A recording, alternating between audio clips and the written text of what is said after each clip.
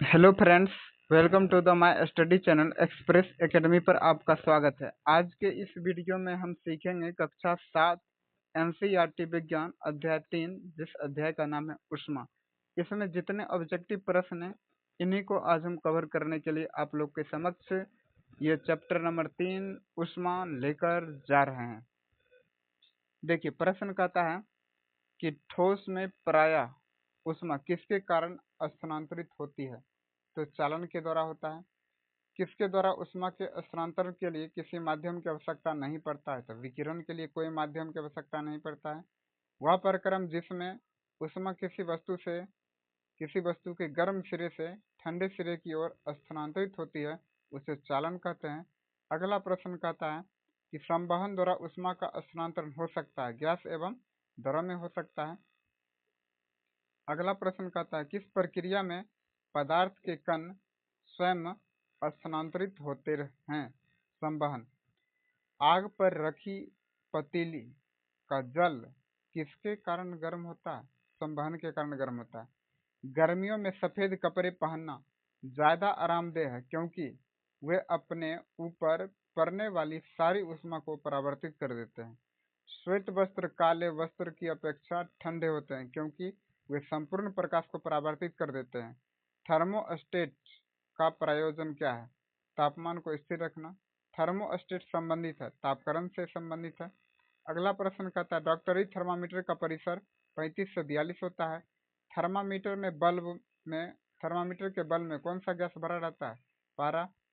प्रयोगशाला तापमापी का परिसर होता है, यानी प्रयोगशाला तापमापी का परिसर यानी थर्मामीटर का परिसर कितना होता है? -10 से 110 डिग्री सेल्सियस तक होता है। जल में ऊष्मा का स्थानांतरण किस विधि के द्वारा होता है? संवहन के द्वारा होता है। चालन ऊष्मा के स्थानांतरण की विधि है। ठोस में ऊष्मा किस प्रकार स्थानांतरित होती है? गर्म वस्तु से ठंडी वस्तु की ओर। किस प्रक्रम के द्वारा सब्जी बनाते समय हैंडल गर्म हो जाती है? सब्जी बनाते समय हैंडल गर्म हो जाती है। चालन। द्रवों में ऊष्मा स्थानांतरण किस विधि से होता है? संवहन के द्वारा होता है। अगला प्रश्न कहता है थलीय समीर के चलने का समय कौन सा होता है? रात्रि में। वायु में ऊष्मा का स्थानांतरण किस विधि के द्वारा होता है? संवहन के द्वारा होता है। समुद्री समीर कब चलते हैं? दिन में चलते हैं। सूर्य से ऊष्मा पृथ्वी तक किस विधि के द्वारा पहुंचते हैं? विकिरण के द्वारा पहुंचते हैं।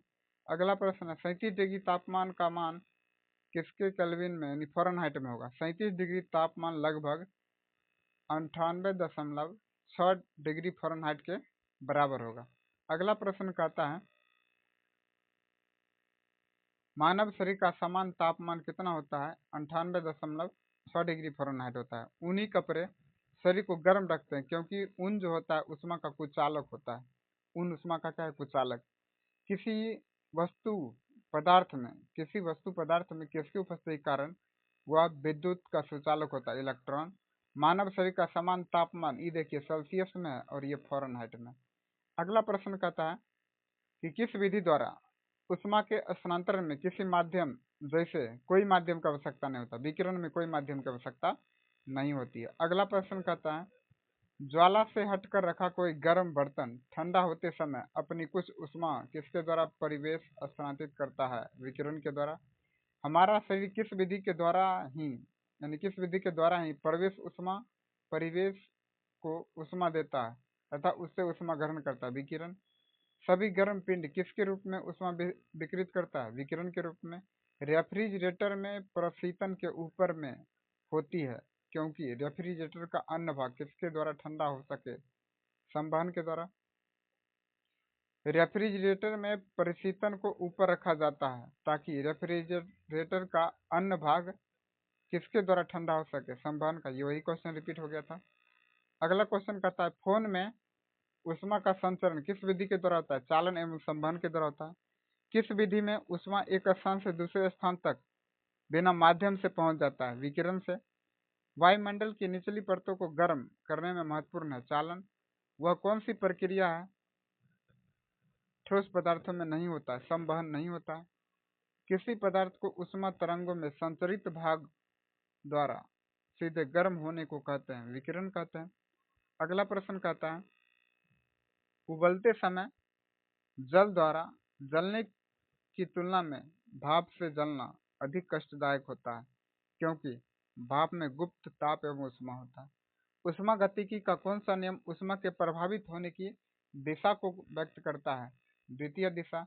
ठंडे के दिनों में यानी ठंड के दिनों में लोहे के गुटके और लकड़ी के गुटके को प्रातः काल में छुए तो लोहा का जो गुटका रहता है ठंड लगता है, क्योंकि लकड़ी की तुलना में लोहा जो रहता है ऊष्मा का अच्छा चालक रहता है।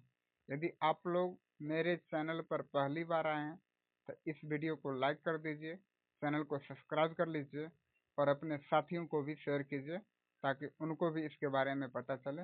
वीडियो देखने के लिए बहुत बहुत धन्यवाद।